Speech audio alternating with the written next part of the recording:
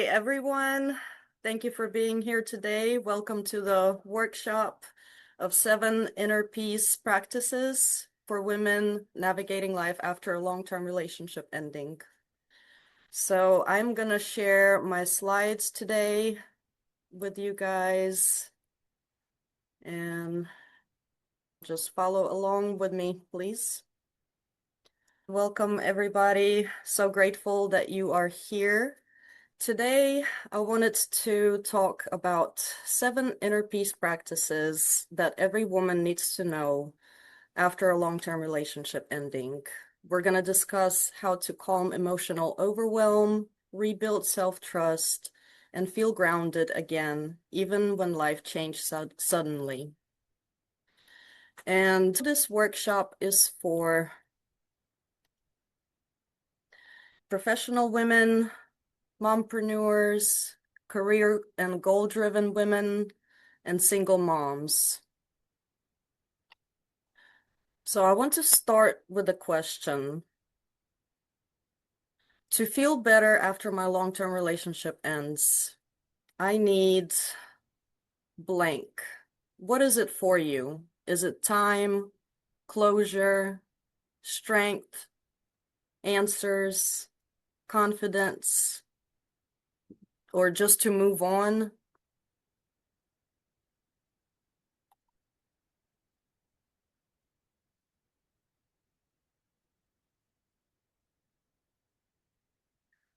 While all of that may be true, let me ask you, if your circumstances changed tomorrow, but your nervous system, emotions, and identity didn't, would you actually feel peaceful? You don't need to answer right now. Just notice within yourself.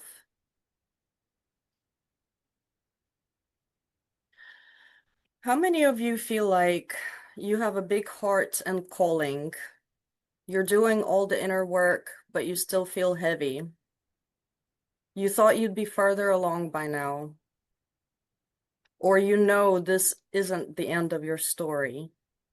What I've found is many of us stay stuck because we try to heal by pushing ourselves to be strong, staying busy to avoid our feelings, overanalyze the past.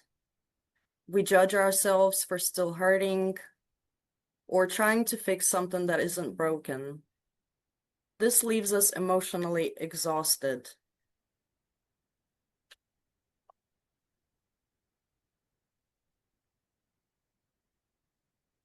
In my experience, after a long-term relationship ends, I logically understood why the relationship ended. I had faith, awareness, and resilience, but my body and emotions just weren't catching up. That's when I realized healing isn't about willpower. It's about inner safety and regulation. My aha moment was when I stopped asking, "What's wrong with me?" and I started asking, "What does my nervous system need to feel safe again? What are my emotions and feelings really trying to tell me?" That shift changed everything, personally and professionally.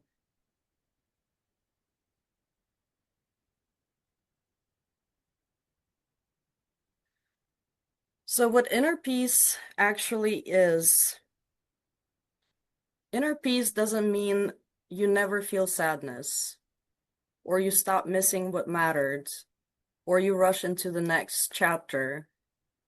Inner peace means that you feel grounded inside of yourself, even when life is still unfolding and uncertain.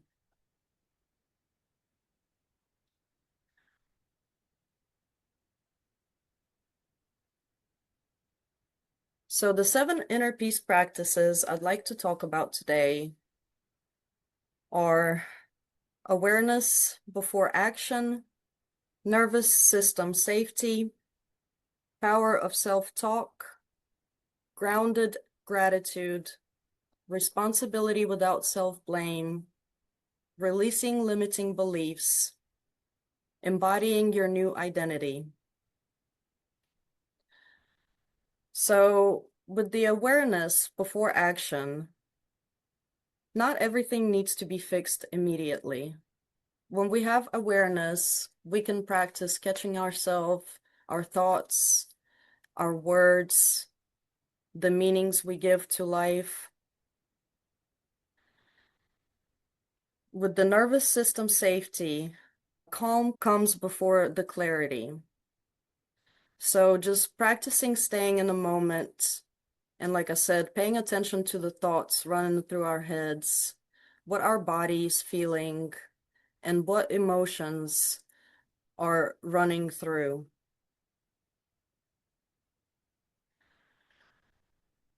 The power of self-talk matters because the way you speak to yourself is the way you think about yourself and the way you take action, the way you show up in life.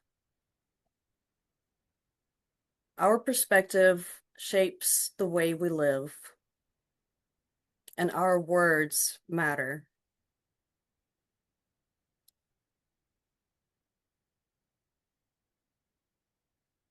Grounded gratitude is a great practice. Staying in gratitude and practicing what you're grateful for is a really great tool, and it can rewire your brain and rewire how you feel inside.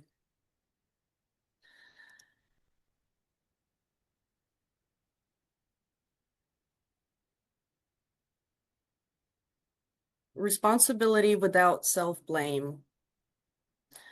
If we take accountability and responsibility for our past, we don't give our power away to what was. We don't live in victimhood. We stop blaming ourselves and we can look forward to creating something new.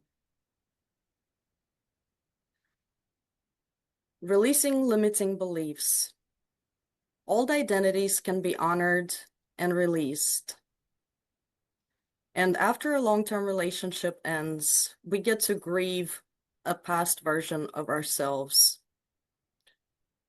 And we get to look at what our limitations were, what our beliefs were, and our conditioning. We can change all of that by the power of words, the power of thought, and the power of perspective. Embodying your new identity. This is a great practice when you are shifting your perspective about yourself and where you're trying to go next. You can practice peace through small lived actions. And imagine yourself in your new identity.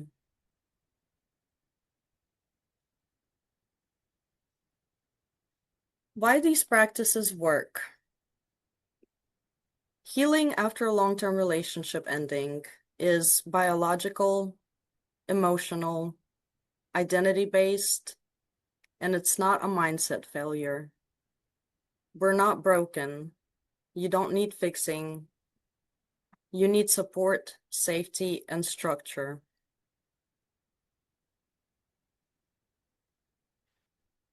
Here's an integration moment. Let's take a deep breath and ask yourself quietly, which practice do I need most right now? Where have I been hardest on myself? You don't need to change everything today. You just need one grounded next step.